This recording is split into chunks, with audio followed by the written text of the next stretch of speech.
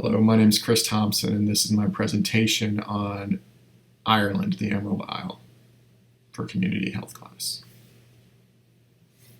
So let's get into it. So Ireland has a pretty rich and conflict-filled history. The first recorded written history of Ireland begins around the 5th century. The outside world didn't arrive until William of Normandy tried to conquer some of Ireland, and he did take some of it. By the 17th century, the first attempts of English colonization with the Protestant settlers had succeeded. They got a pretty good foothold. Ongoing policies that came from that were to color Ireland's future, which was, like I said, there was a lot of conflict involved due to the Protestant Reformation and King Henry VIII trying to force all of Ireland to become Protestant.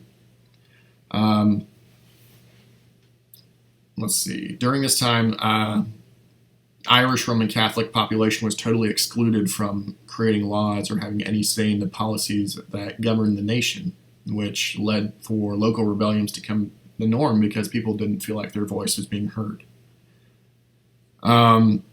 After that, the Great Potato Famine came in 1840, which led to hundreds and hundreds of thousands of people passing away from starvation or fleeing from Ireland to America or the other European countries where food was more plentiful.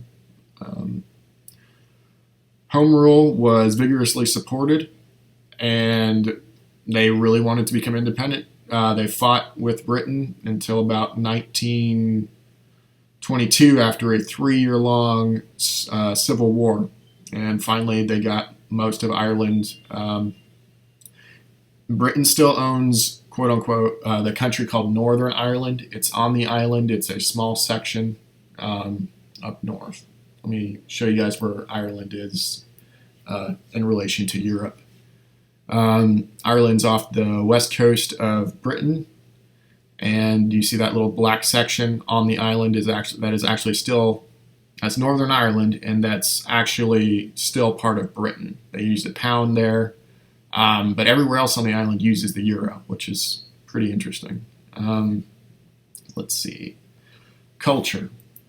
So modern day Irish culture is divided between rural and urban populations, Catholics and Protestants, Gaelic and English speakers, and traveling versus settled communities. The heart of the island is Celtic. People are very festive with that. They have a lot of festivals and ancient pagan ceremonies based on a lot of the conflict that happened in the past and the religious atrocities that were taking place. One thing I did notice that was very interesting is that there are still 138,000 Irish people who speak the Gaelic language, which was Ireland's traditional language before English was introduced. 1 million people actually speak it as a secondary language, which I thought was also very interesting. I could not even begin to pronounce any words, so I didn't take the liberty of trying. But it's a very interesting language. You all should go look up a video of it. Family roles. So modern family roles were pretty similar to, or at this point in time, are very similar to Americans. Both parents work. A lot of children are sent, to daycare, or they're at home and they're on their computers or social media, playing video games or watching television. Kind of the same progression that America's taken. Not as many people are outside. One thing I did notice is that many of the native-born Irish can trace their lineage back for many generations. And this map here on the side actually shows surnames. Everybody's last name. People with the same last name used to live together, and they used to, live in a particular part of the country. And if you have a certain surname, you can associate yourself with a section of Ireland if you have an Irish surname.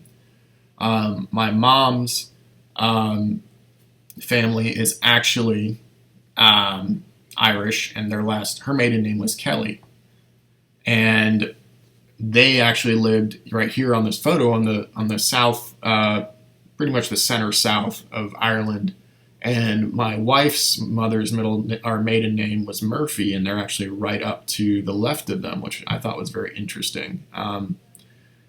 If you go further north into Northern Ireland, my current last name from my father's side is Thompson, and Thompson is an English last name, but they're also Thompsons on the island of Ireland, and they live up in Northern Ireland, which makes sense because that is where most of the English Protestant families settled upon arrival, which I just thought was pretty interesting. I have some heritage there. Population. Recently, the population of Ireland has grown very rapidly. In fact, in the last century, it has increased, or not the century, but in the last, from 1961 to 2006, Ireland's population went from 2.8 million to 4.2 million. It's a pretty huge, pretty much doubled the population in that amount of time, which is astronomical. The Irish are living longer. Let's look at some life expectancy statistics. So back in the 1960s, men could expect to live about 68 years of age, and women about 72. Now women can expect to live about 75 years, while men can live 75 years, and women can expect to live a little bit over 80, which is fantastic. I'm glad that their health is improving. Their birth rate, it's actually the second highest rate of fertility in the entire European Union. The birth rate of Ireland is 61,000 babies born per year. Let's look at some of the common health problems in Ireland. So the first one I saw majorly when I was doing some research, is cardiovascular disease is the number one killer, and the number two killer is actually cancer. So there have been some pretty significant drops in deaths related to circulatory system disease, actually 37% since 1997. So since 1997, 37% of people who have circulatory problems like strokes, heart failure, peripheral vascular disease, heart attack, there has been a 37% reduction in deaths from those diseases, which is pretty fantastic. Since the second number one killer, or the second major killer of people in Ireland, is actually cancer. Cancer has actually accounts for 30% of all death in Ireland, which is a large percentage of deaths for one disease process. Cancer of the digestive organs is the most common, and then the following one is breast cancer. Ireland's breast cancer percentages, they are the number one in the entire European Union for breast cancer mortality, which is an alarming statistic. Just means that people aren't either catching it quick enough, or treatments aren't as effective. They didn't give me a cause on that when I was researching it, but I'm going to keep looking into it. Mental health. So there's been a decrease in people who are decrease in people who are admitted as inpatients for psychiatric care. What they're saying is that people aren't being admitted to psychiatric hospitals for long-term care anymore. They're being admitted for short-term and then discharged. 28% of numbers in long-term care in psychiatric hospitals have fallen 28% since 1997. Part of this is linked to a increase in outpatient treatment options. There's a lot more psychiatrists and psychiatric nurse practitioners, people working over there who are able to meet the needs of the population. One statistic I did see is that there is, even though inpatient stays have fallen, admissions to psychiatric facilities still remain constant, between 20 and 30,000 people admitted a year. Now for some of the vices that the Irish struggle with. Number one, everybody always assumes is alcohol, and it's a drinking culture, so I understand. Alcohol consumption in Ireland is one of the most, is the highest I'd say in the top three from what I was reading in the European Union. Consumption is continuing to increase due to rapid population growth and longevity of population, of people's lives. And as it's a drinking culture. People go out and their social outing is to go out and drink. So Ireland is also only ranked ninth. They are one of the highest drinking countries in the EU, but they're only ninth on the list for alcohol-related deaths and accidents, which I thought was pretty interesting. Evidently, they have a good public transportation service where people just walk home from the pubs, where they go to drink. I thought that was just an interesting statistic. Tobacco and smoking. Smoking is a huge problem for Ireland. They have the highest mortality rate for smoking-related death. 300 out of every 100,000 people die from a smoking-related illness, whether that be cancer or COPD. 27% of Irish are daily smokers. It's lower than the European Union average, but it's still a high mortality rate, or a high smoking rate, excuse me. Let's see. The healthcare system. So since 1997, there has been a 50% increase in hospital discharges, including 130% increase in day case discharges. Community health care has increased also due to the increased population and for daycare because of the increased birth rate. Nursing home. People in nursing homes have also, the numbers have been increasing, as well as the special needs program. All this is related to the rapid population growth of the island. Due to the increase in medical technology and the increase in cost to produce the medical technology, healthcare in Ireland, actually, the cost has gone up 236% over the last, I'd say, since 1960 is the statistic I read. So, the Irish diet. The Irish diet has evolved over the years. If you can look at the chart here, I thought it was pretty interesting. It shows what people used to eat in 1948. Says that people on average consumed 135 ounces of potatoes per week and 86 ounces of bread, while meat and vegetables were down at 30 ounces per week. It's a high carbohydrate diet.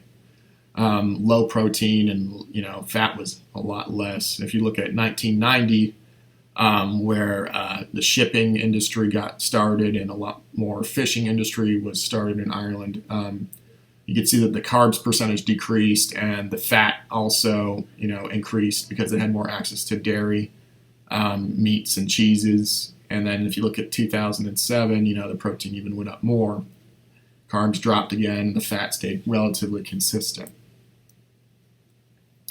Irish traditional medicine.